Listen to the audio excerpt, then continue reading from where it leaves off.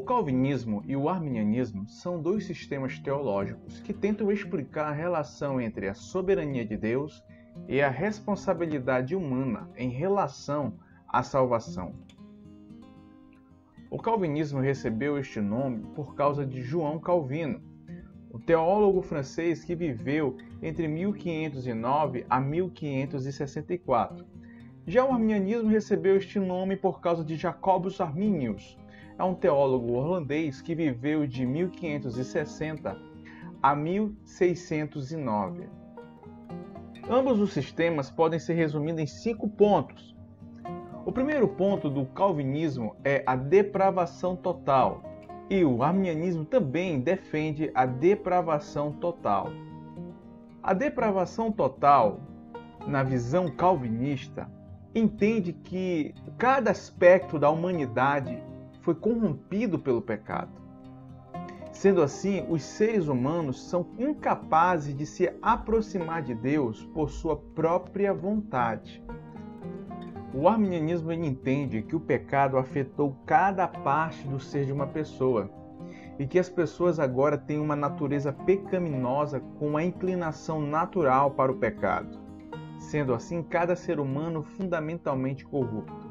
Portanto, os seres humanos não são capazes de pensar, querer ou fazer nada de bom de si mesmo, incluindo merecer o favor de Deus, salvar-se do julgamento e da condenação de Deus, ou mesmo crer no Evangelho.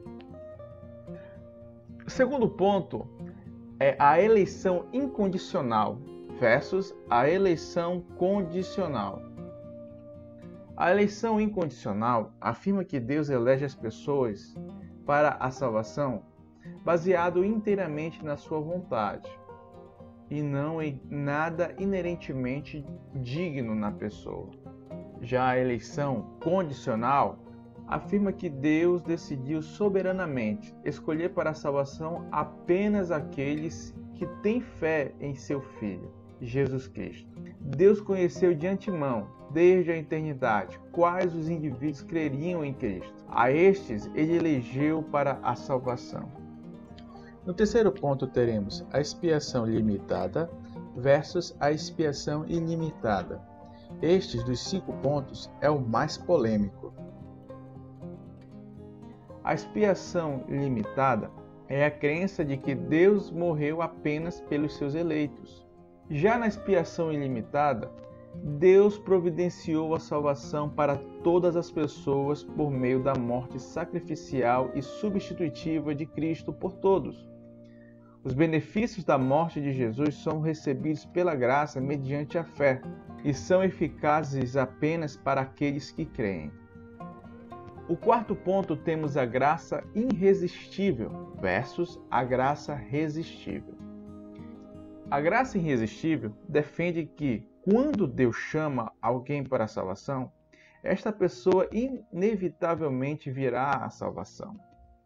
Enquanto que a graça resistível entende que Deus dispensa sua graça chamando, atraindo e convencendo, mas de uma tal forma que o homem pode rejeitá-la.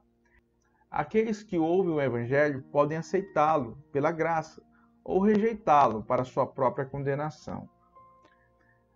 O quinto ponto, temos a perseverança dos santos versus a segurança em Cristo. A perseverança dos santos se refere ao conceito de que a pessoa que é eleita por Deus irá perseverar em fé e nunca negará a Cristo ou se desviar dele. Enquanto que a segurança em Cristo entende que uma vez que a salvação vem pela fé em Cristo, o crente, enquanto permanece crente, não perecerá. Somente afastando-se de Cristo, através de um ato decisivo de apostasia, pode perder a sua salvação. Deus nos preserva para a salvação, desde que confiemos em Cristo. É interessante notar que, na diversidade do corpo de Cristo, há toda sorte de mistura de calvinismo e arminianismo. Há quem apoie os 5 pontos do calvinismo e os 5 pontos do arminianismo. E, ao mesmo tempo, há quem apoie apenas 3 pontos do calvinismo e 2 pontos do arminianismo. No final, é nossa visão que os dois sistemas falham ao tentar explicar o inexplicável. Os seres humanos são incapazes de compreender totalmente um conceito como este. Eu acredito que Deus é absolutamente soberano e de tudo sabe.